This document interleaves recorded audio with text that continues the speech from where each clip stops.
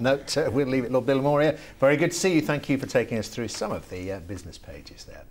Now then, despite significant opposition this week's Commons vote on gay marriage looks almost certain to go through, and it will be an historic moment. And for those who've campaigned for it, it's the end of a very long road indeed. Well, one man who's been on that road longer than most is the human rights campaigner Peter Tatchell, and he joins me now. Very good to see you, Peter. Well, how do you feel? I mean, it looks like, you know, whatever goes on in terms of the horse trading between MPs, it's a free vote, and it looks like there's going to be a clear majority within the House of Commons for gay marriage. I mean, when you look back at that long road, as I say, you've travelled, do you feel a degree of vindication of being right all along? Well, absolutely. The first challenge to the ban on same-sex marriage in Britain was in 1992, when I organised 5 same-sex couples to file applications for civil marriages at Marylebone Registrar Office in London. Of course, they were refused, but the campaign has been going ever since, so it's a 20-plus year campaign. And of course, it began really more recently at the time of the last election. Before the 2010 election, the Conservatives were the only major party going into that election with no gay rights policies. So myself and Tamsin Almond challenged the Prime Minister, what are your gay rights policies? We organised a flash mob outside the election headquarters of the Conservative Party, and as a result, David Cameron got me to meet George Osborne and Theresa May. And they promised in that meeting that they would review the ban on same-sex marriage if they were elected as government, which of course they were. And they've stuck to it? Well, no. Immediately after the election, within 2 months, they'd announced they'd done their review and they intended to keep the ban, that gay people should not be allowed to get married. So then what happened was I began a very intensive campaign of lobbying individual Conservative MPs.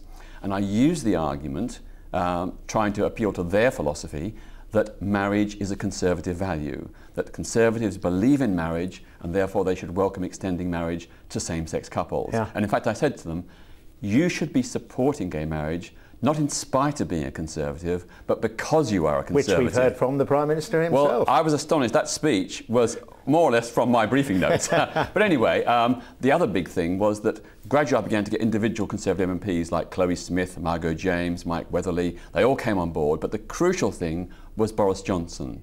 I ambushed him in front of the media and challenged him to express whether he would support same-sex marriage. He hesitated for a moment, but then he said he would.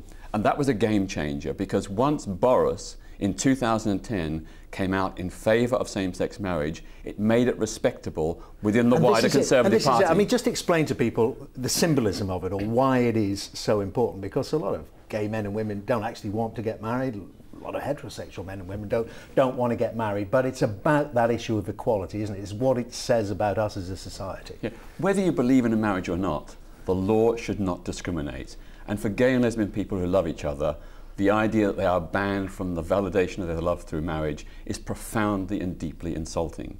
So having Boris on side was really, really crucial. But the next big hurdle was, of course, we still hadn't got David Cameron on side. He was still saying no. But then in February last year, February 2011, together with Professor Robert Wintermuth of King's College London, I filed an application with 4 same-sex couples and 4 opposite-sex couples in the European Court of Human Rights. And the basis of that case is that we are arguing that the UK's ban on same-sex civil marriages and the ban on opposite-sex civil partnerships are both illegal discrimination and should be overturned. Now, I'll tell you, 3 months after that application was filed, and of course I told the government and ministers, they suddenly decided they would consult on ending the ban. And that's because they realised, I said to them, look, you're going to have to go to the European Court of Human Rights and justify this ban. It's going to be embarrassing for you. And they realised the game was up. And that's why, just 3 months later, the government announced they were going to consult. I just want to end on the symbolism of it again, Peter, because we've reached the 30th anniversary. I can't believe it's that long since you attempted to stand for Parliament, the Battle of Bermondsey, one of the most vicious and mudslinging campaigns ever fought. A lot of the abuse you suffered would be deemed homophobic now. Do you think we've reached a point where that could never happen again? Pretty much. I think it'd be very, very unlikely. And I think it's a huge tribute to our society, the people of this country and mainstream politicians, that kind of mudslinging is a thing of the past. And, you know, in the process, not only that battle, but the battle for lesbian and gay human rights has helped make Britain a kinder, gentler, more tolerant society, and that benefits everyone, gay and straight. Okay, good to see Peter. Thank you very much, Steve, for coming along. Peter Tatchell there. And you're watching Murnaghan on Sky News. Coming up for you next, if you like the TV series Borgen, well, stay tuned. I'll be speaking to Sitze Babette Nutzer.